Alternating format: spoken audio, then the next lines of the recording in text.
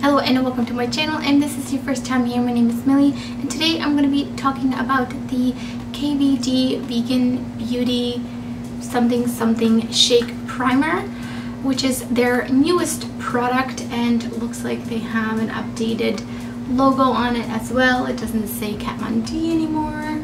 And so what's really interesting about this primer is that it's kind of liquidy, and there's a clear part and like almost a black part, and so it kind of gives you those kind of spooky vibes, and when you go like this it almost looks like a lava lamp. It's super fun, and I was very intrigued to try this. I thought, hey, maybe this is going to be a really great primer, maybe this will have great longevity.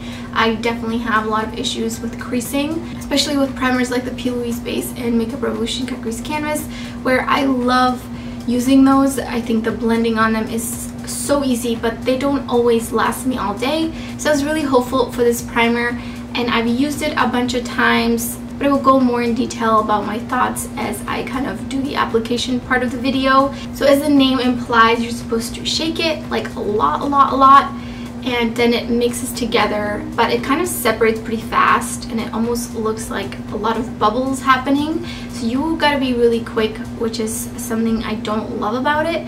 And then there's like this little button on the bottom that you press to just dispense one drop, and one drop is supposed to be enough for both eyes. So let me just read a couple of things that are on the back and the directions. So it says, tip a little goes a long way, it dries clear, directions for use: shake well to mix, remove cap, press button on the bottom of the dispenser, dispense one drop, use finger to blend on lids, let dry a few seconds before applying eyeshadow. So I have tried it both ways, of just letting it kind of set a little bit on its own, and I've also tried setting it. So I will again talk more about that. So without any further ado, let's get into the demo portion of the video. So I'm gonna shake it like pretty vigorously, and even then you don't have much time between that and before it starts separating. If you can see, it separates pretty fast.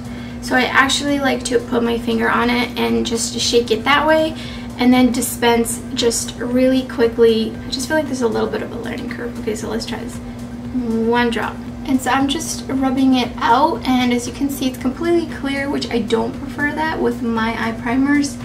As you can see, I have pretty veiny lids, so I like to cover that before applying eyeshadow, especially any colorful eyeshadow or pastel eyeshadow. I don't really want any of that veiny situation peeking through. So I tapped it on, and I noticed that when I'm kind of rubbing it on, when I first apply it, it starts to make my lids feel like almost just a very lightly waxy, almost like there feels like there's like a film over my lids, which is really interesting. But now it's pretty tacky, so I'm gonna let that sit a little bit while I talk about some of the eyeshadows I'm gonna be trying out. So what I'm gonna do is I'm going to use the Natasha Denona Metropolis palette. This is the first palette I used with this primer, the first time I ever used the primer, and I had a pretty great experience with it. And then the second time I used a primer with more colorful eyeshadows. I believe they were, I can't remember which brand it was, but they were more colorful, and I think I did set it that time before I applied the eyeshadow, but it wasn't great. And then another time I used the Makeup Geek eyeshadows, and those were not great on this primer whatsoever. Very patchy, had a lot of hard time blending out, and even then I ended up not being able to fully blend out certain parts of the eyeshadow, which was really frustrating. So the other palette I'm going to be applying on my other eye, just to show you what it looks like to put a brighter color over this primer. I'm going to be using the Sugar Pill Fun Size palette on the other eye, just to compare and see how a bright color versus a more you know, warm tones, browns and bronzes and stuff like that look, because definitely there's a different effect. So first I'm going to dip into this yellow called Rhizome from the Metropolis palette, and I'm going to start putting that into the center, and I'm just going in like I would go on top of a regular primer, nothing special. And I just feel like it's already not blending out as easily and effortlessly as when I use a regular primer, especially Natasha Denona. her eyeshadows just really blend out effortlessly. And then on top of that, I'm going to layer Lethal right in the crease.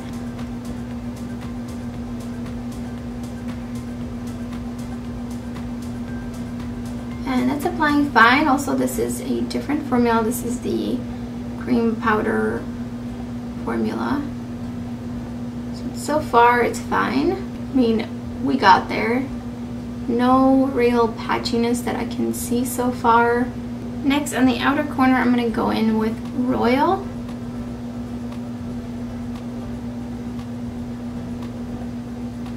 Which is also the special formula.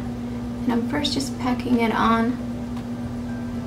And then I'm going to slowly start blending out the edges. I did extend it a little too low for my liking. And I'm gonna go in with Julie in the center of my lid. I would usually use some kind of a tacky glitter glue or something for my shimmers if I was wearing them all day and I really wanted them to last. But I'm gonna be taking this off pretty shortly after the video, so there's no point. And then on the inner portion of my lid, I'm going in with Imperia. Pretty nice, pretty quick. Didn't have to work too hard. I do feel like I could get a better blend with a different primer though. So now on to this next side, I'm going to be using the Sugar Pill Fun Size palette and just do a pretty quick, colorful look. I'm going to dip into Twitch and start putting it on the inner portion of my lid, and it's like not showing up. Great, so I'm gonna pack it on. And of course with shades like these, you would most likely use a much lighter base that will cancel out any discoloration on your lids that you might have. But I wanted to see if I could repeat the experience that I had last time where I used the brighter shades and I felt like they were like graying out. Like as if I know that primer applied clear, even though it looks like a blackish gray in the bottle, but I feel like it looks gray, like it looks muddy to me. In person, like the purple looks like it's grayed out. I don't know if it's translating because the camera is always much more forgiving with studio lighting. I'm gonna take a different brush, a little bit denser, and try to go back in with Twitch. That definitely worked much better. So this is kind of where I'm at right now, and I'm not gonna finish this look because I don't love it. I don't know if you'll be able to see, and I've used this palette quite a few times and I've tried it on different eye primers, for the most part the ABH primer I believe, or the white base from Makeup Revolution, the Cut Crease Canvas shade, and I just know that this is obviously not the brightest. These are, I don't know, in real life they look very muddy. They did blend nicely though. So actually I wiped it off and I'm gonna go in with a regular primer just to see the difference. This is the ABH primer, and I do like to set it just a tiny bit. So I'm going to go in with the same shades from the Natasha Denona palette.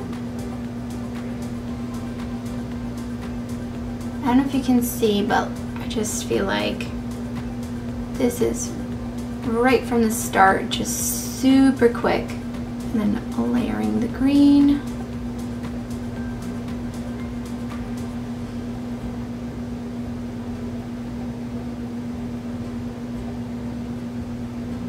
The outer corner.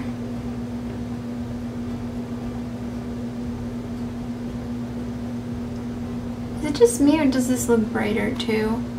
I feel like this looks brighter.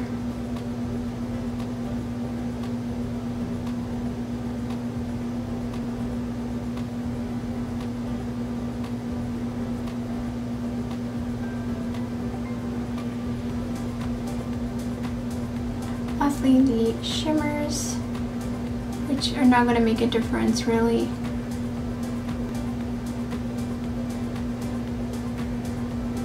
I'm going to do my under eye concealer and pop on some lashes, and we're going to compare, and I'm going to kind of give you guys my final thoughts. So here is the Shake Primer.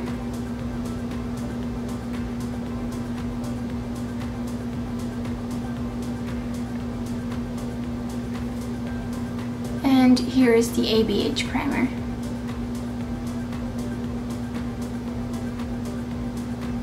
I feel like I can see that the yellow is definitely brighter on the ABH primer, obviously, and it does have a pretty light base. And even the outer green corners seemed brighter when I was applying it. So now for my final thoughts. Meh, I don't really think it's worth $22. I think it was $22. It just seems like a lot for an eye primer. It is cool. I was very intrigued by the concept. I mean, definitely a little funky, a little fun, but somebody told me why complicate such a simple thing as an eye primer, and I definitely have to agree. And also feel like I don't really want to have to be stressed out when I'm using an eye primer, making sure that I shook it enough and I'm fast enough in putting in my finger that it's still mixed and not separated. So that part I don't love. Is it awful? No, but I have had just such a hit and miss experience with it that I can't recommend this, honestly. And it's just weird to me that it wouldn't work with all the eyeshadows, and I think partially might have been the times that I set it that made it worse, so definitely wouldn't set it when I do use it in the future. The other thing is I'm not going to really reach for this over my any other eye primer. Main reason being that it doesn't cancel out any veins or anything, and just experience with the brighter colors looking super gray and muddy on top of it. Now the plus side to this primer is that it is clear, so any skin tone can use this. And if you just really wanted to try it, I would recommend using this mostly with kind of bronze tones, and not really if you're going to be doing any kind of colorful pastel, not if you do a lot of colorful looks. So then I think it would be fine. And if you need a eye primer that doesn't have a color, because there is a lot of very light colored eye primers out there, so I do think that's a huge plus, but it's just a lot for, it looks like a lava lamp. Like I feel like you're paying $22 for a product that looks like a lava lamp that you put on your eyes. I don't know. So those are kind of my thoughts. I really think this is not a use once and know how it works. I think this is, you need to try it out a few times. I've seen some review videos where the person literally was using it that first time, which I don't think can be accurate in any shape or form. You have to use something a few times to really get a feel for it. Also, I wanted to mention wear time. I did experience great wear time. I didn't really see any issues there, no really noticeable fading or anything like that. But I think that's kind of everything I wanted to say about this primer, and I will keep you updated just in case I somehow miraculously end up absolutely loving it beyond all my other eye primers. Probably won't happen, but just in case, I will keep you updated. So that's everything for this video. If you enjoyed it, please don't forget to give it a thumbs up and subscribe if you haven't already. I would love to see you around, so thank you so much for watching, and I hope to see you next time.